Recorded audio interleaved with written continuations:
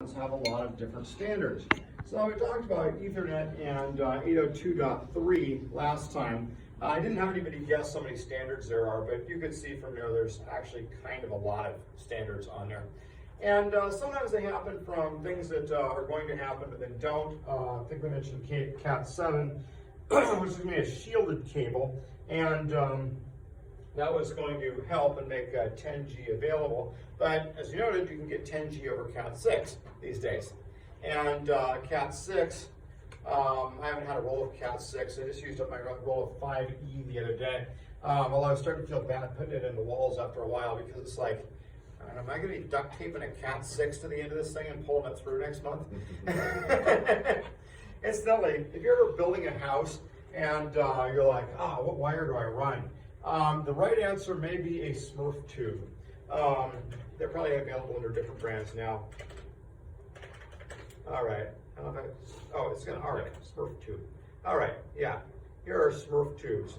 That's a video, but perhaps this is better. All right. I think that's the name brand of it. Oh, hey, look at that. That's not a name brand of it. All right. It's a tube. And you have to drill bigger holes in your house to put this thing in.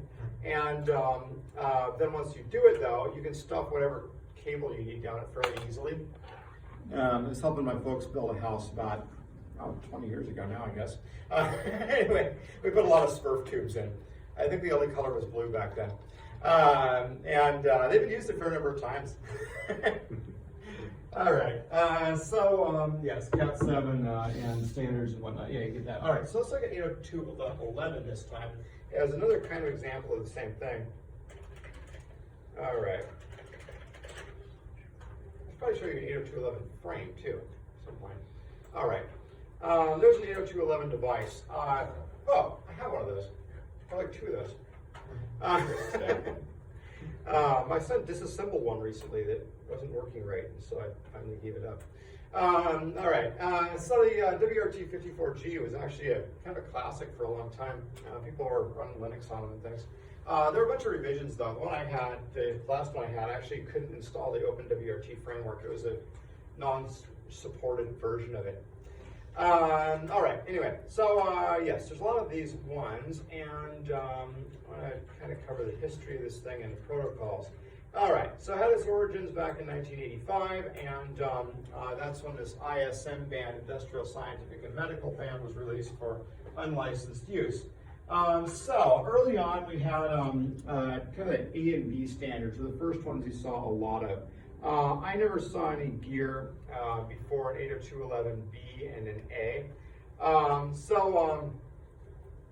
Comparing these things, I might need to make this table one smaller to get enough over here. So the ranges on these things, you can see they're intending about 115, 125, 230 feet on that one. But generally speaking, they don't have super long range.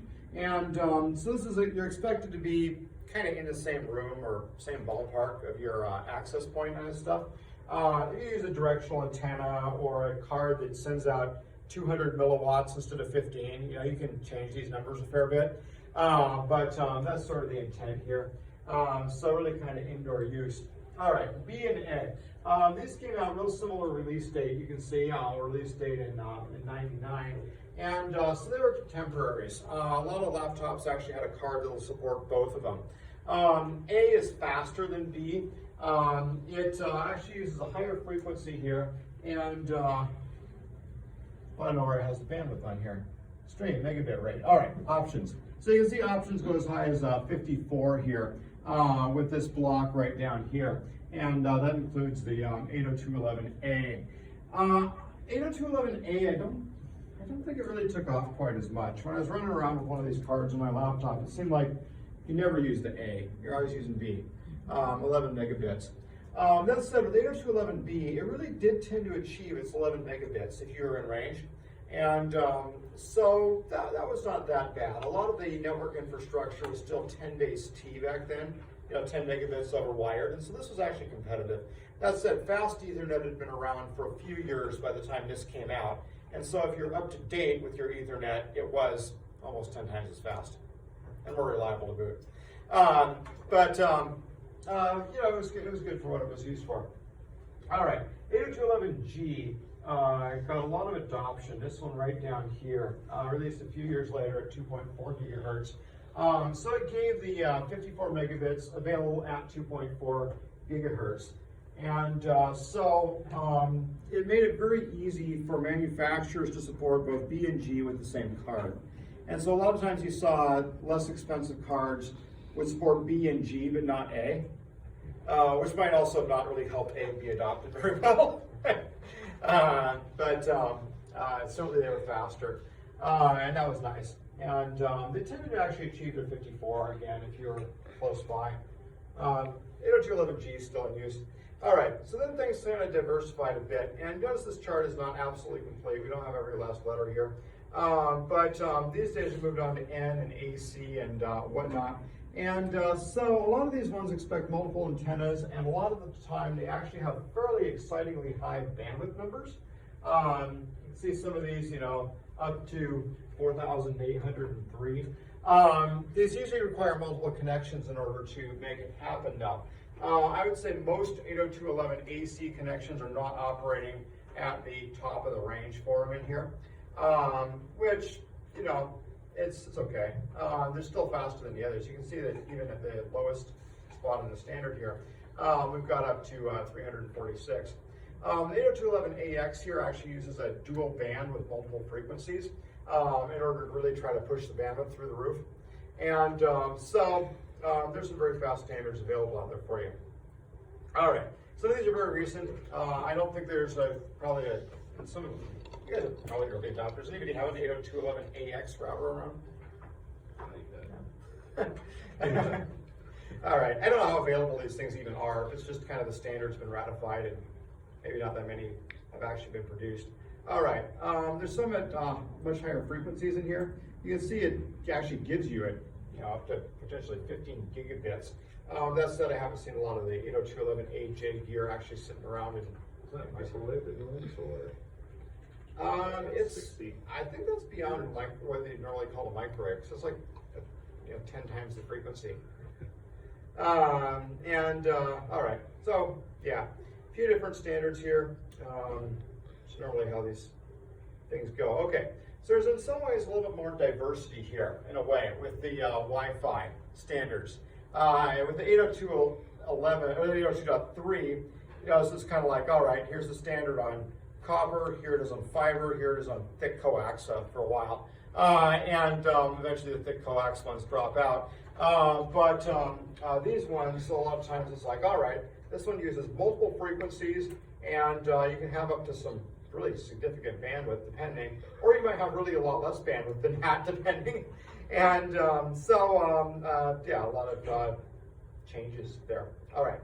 If you're going to buy one of these things, you should probably look into these things in a little bit more detail. The simple picture before where you had B and G, and those were the main ones you saw, except for the occasional A network, that's kind of gone. These newer standards are more variable. All right. Let me look for a frame on these things, although I think that actually varies a little bit too. All right.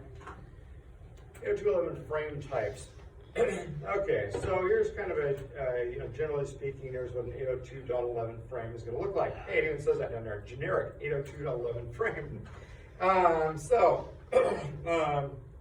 It's got a lot of the same sort of things packaged into it. Hey, do we have an actual explanation down here? All right, there's frame types. Cool.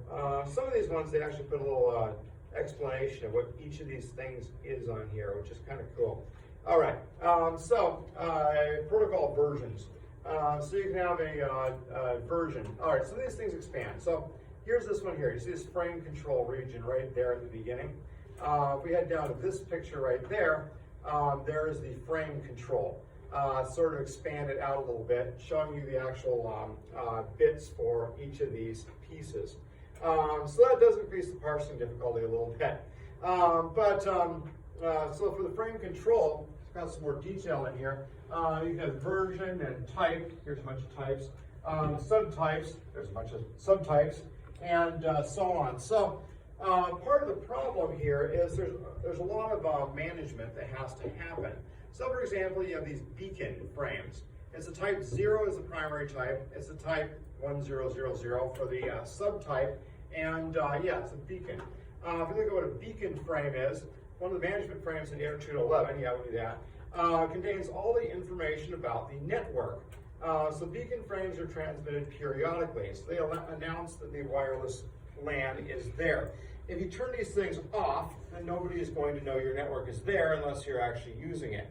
Now, if you know it's there, you can actually connect to it without a beacon. So you can make kind of a silent network if you want, although it won't be silent while you're using it. If you're really not wanting anybody to come and park in your driveway and start using your wireless for free.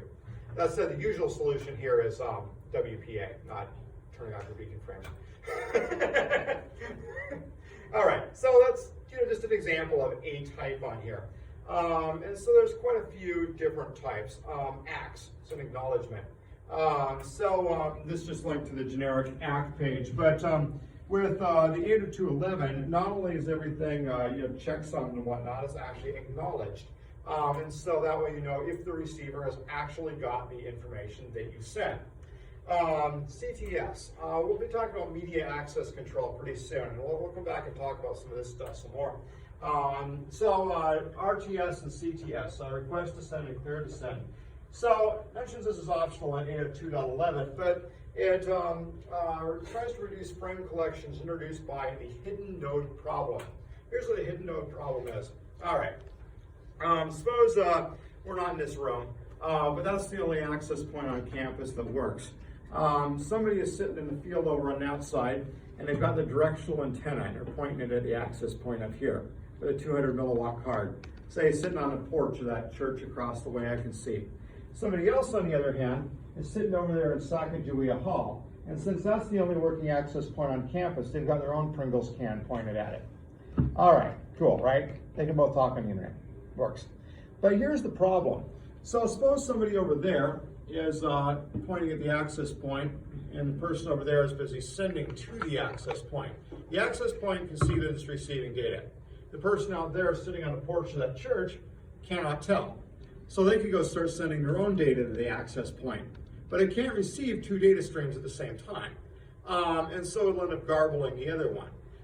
We could see if the access point was acknowledging stuff. It's actually sent out an acknowledgement. We can see the acknowledgement. We got our directional antenna over there, which is cool. The person over in Sacagawea Hall's traffic is not fully invisible. It's just invisible while they're sending it.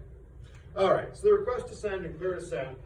This is a mechanism to basically have the access point up there work out whether or not it's clear or whether you can send anything or not send anything right now. And so a clear to send generally means, yeah, go ahead and send us stuff, and a request to send can mean we would like to go ahead and send. And so if you're going to have the access point broker, all that, then you're going to need those. All right. So yeah, a whole bunch of different types in there are possible. All right. Where was I going with this? Oh yeah, we were talking about frames. But and how much simpler the Ethernet frames are. Maybe you believe me now. All right. Yes, lots of frame types. Okay, so the frame control is on there. Then we've got duration, and we've got addressing information on these things. Okay, 802.11. Okay, it's actually fairly similar. It uses a MAC address type system. And so actually, if you look at one of these things in ifconfig, I don't know if I have a laptop that's actually online or not, but ifconfig-A on it, you'll end up with a whole list of ones. I should have put my laptop online before I came up here. All right, yeah, addressing is actually kind of similar to that. We'll think about the rest of the frame at some point later. All right, so you got payload and checksum and that kind of thing. Okay, I want to go through there's in a little bit more detail when we go through the media access control sublayer, which actually we could probably start on, and talk about stuff more like hidden node problems and that kind of thing. Since most of the stuff packed in that header is designed to handle media access control issues. Yeah, let's talk about media access control. All right. All right, it's called control run. I'm really doing bad on my spelling today. All right, so when I click on medium access control, it's actually, you notice it's not in this stack anywhere.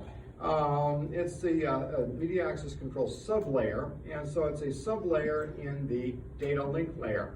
Sometimes the stuff we've been talking about is called logical link control. The book doesn't term it that way. It just calls it the media access control sublayer as part of the data link layer. All right, so stuff that these things do, functions performed. Frame delimiting and recognition, we already talked about that one. Addressing, conveyance of addressing information, all right. The general unifying characteristic here is that it encompasses functions relating to controlling the underlying media. That's why we call it a MAC address, media access control address. All right, so part of the data link layer handles this kind of thing. I'm gonna go grab my own notes on this real quick. All right, I haven't rehashed them for this time, so I didn't actually think we'd get that far. So I'm pleasantly surprised we did. All right. Okay, CS-435. All right.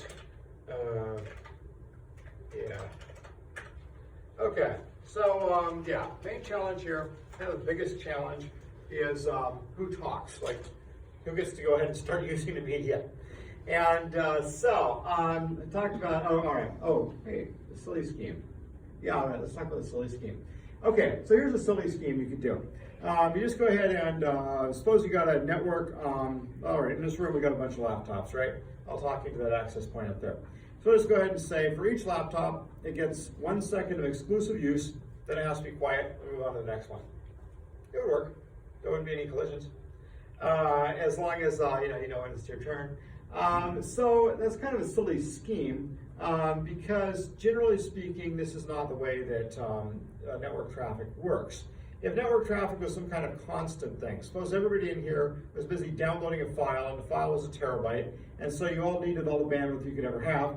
So we're just going to say 1 second of exclusive use for each person. We each get to take turns. That'd be fine. It'd be really efficient, actually. You'd end up with your file in actually probably better time than the other current solutions. That's not how network traffic normally goes. We have what's called bursty traffic, as in somebody needs a lot of bandwidth because they're busy downloading something, and a lot of the time when they need it, nobody else does. And so it comes in bursts. It doesn't come constant. And that's what we got for the usual thing here. All right, usual assumptions. And most of the time, these are generally true. So independent traffic. If somebody starts downloading something, that doesn't really affect whether or not other people are going to be using traffic at the same time. This isn't absolutely true. A lot of times the traffic may depend on, for example, time of day. It could be that nobody really uses the network very much at 4 a.m. It's probably true. It could be that at 8 in the morning, everybody arrives in lockstep in the building and they all download the latest build of the program they're supposed to be working on from the server at the same time. You know, it's not truly independent. They're all there for the same reason, but generally speaking, we do model it as independent. Okay, single channel. So generally you have a single channel that's being used. So if you think of, say, one pair on the copper wire, but I showed you the wire there, and it had more than one pair. There were like 8 wires in this thing. So you could, if you wanted, designate one of these to be, say, the control pair. And it's used for transmitting information related to the control of the network and nothing else. You could do that, actually. That would work. The problem here is, generally speaking, if there's 2 channels, you should make them both available for data, and then you'll get better bandwidth, because usually you don't have enough control traffic to really occupy one data channel. That's not quite true in some buses. If we look at, for example, the parallel cable. All right, the parallel cable violates everything I just said in a bunch of ways. Now, so the cable here, first of all, it's got a bunch of ones that are grounded. But then secondly, it's got the data ones right there. And that's where you send the data. But then you've got a strobe to indicate when the data ought to be read, like a timer kind of thing. And you've got stuff like select and paper and separate like printer stuff, and a separate busy line on here, and a separate line for acknowledgement. And so you see in a lot of cases, the answer has been, let's just run an extra line. And in a way that actually simplifies protocol management a great deal. Now, you can tell that's not the way things have gone though, because, I mean, who here really has a printer still connected by parallel cable? I do use one in CS-435. But these things have kind of gone on the wayside. They've been replaced by universal serial bus. How many conductors does it have? It's got 2 for data. It's got a power and a ground. Yeah, I mean, that's not the usual approach, and it's definitely not the approach with networking, because a networking cable is usually really long, and so if you're like, oh, let's just have 4 extra wires for data management, I mean, usually you don't get that. All right. So single channel. Now this raise hands example, like we're using multiple channels here. I mean, I can see all of you. And so if one of you has to suddenly indicate something really, really important, you know, Seth, you've been playing with your lighter in your pocket and you set your pants on fire. You know, you probably have some way to get my attention that doesn't actually require full control of the sound in the room. Something that's going to happen while I'm teaching, because I do actually tend to play with it in my pocket. Anyway. All right. Observable collisions. All right. So sometimes the collisions are observable. If you think about classical Ethernet, where you got a hub, not a switch, essentially what the hub did, you could kind of make your own network if you really wanted to. If you took cables and cut them apart like this and twisted them together, so you had a funny cable with like 4 ends on it and plugged it into computers. Generally, we did this a little bit more gracefully by plugging them into a thing called a hub that had lights on it. But you know, you could do that. And if your computer's transmitting and there's a different one transmitting, it's actually observable. They can see that the wire voltage is changing in weird ways that aren't what they wanted. So you can see that there's a collision. All right, so that's an observable one. An unobservable one. Suppose we got our set up here where the access point is up there. Somebody's busy directional antennaing it from 2 separate directions. Well, it can see that they're colliding, but neither of the 2 senders can. So that's not an observable collision. It's not that the senders can never know about it. The access point can tell them, hey, back off, I can't hear you guys. But they can't see each other doing it. All right, continuous or slotted time. So continuous time, this is kind of the most obvious here. You send a packet when you're ready to send a packet, and it can be received at that point. Part of the issue with continuous time. So at lecture scheduling, we do not do continuous lecture scheduling. You can start a class at 7:30 or 9 o'clock or 10:30 or noon or 1:30 or 3, but you can't start a class at other times that are in between those. And the reason is, if we were to schedule a class, say 8:45 to 9:45, you can see right off that would smash 2 separate blocks that we use. So that's why that's not a good time to schedule a class. So with slotted time, you apply the same thing to networks. You have a time set divided into slots, and that way if you have a collision, it only wipes out the 1 slot. You can't get more than 1 slot wiped out by that. So that's slotted time. And we'll talk about aloha in a minute. Slotted time turned out to actually help kind of a lot. Then there's carrier sense, or no carrier sense. This isn't the ability to see a collision, it's the ability to see traffic at all. In a lot of cases, you have collision sense, kind of partial collision sense. You can sense that the traffic is being sent out by the base station, but you can't tell if a different user is sending out traffic. That's for a wireless network. Most of the time on a wired network, you have carrier sense available. Like if you got Ethernet and everything's rigged together in a hub, you can see everything on a network. In fact, if you wanted to, you can put your card into it's called promiscuous mode. Basically just accepts all packets that come down the wire and go ahead and see what everybody else is sending, because you can observe it. You can do the same thing with wireless, although it's gotten a little bit less productive now that everything's encrypted. All right, carrier sense or no carrier sense can be available either way, not always available wired, wireless, and it may be unreliably available with wireless. Wireless networks really do work a lot better when everybody is close together.